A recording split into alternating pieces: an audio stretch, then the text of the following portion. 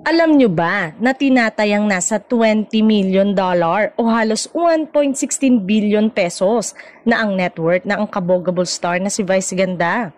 Ayon sa ulat ng mga celebrity finance sites, malaking bahagi ng kanyang yaman ay mula sa It's Showtime, blockbuster movies na laging kumikita ng daan-daan milyon at sa malaking endorsement deals mula sa food chain, beauty brands at iba pa.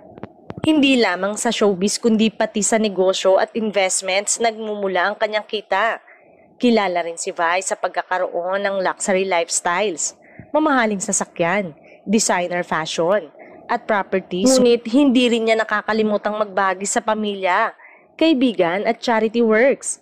Mula sa pagiging stand-up comedian, ngayon ay isa na siya sa pinakamayaman at pinakamatagumpay na artista sa Pilipinas.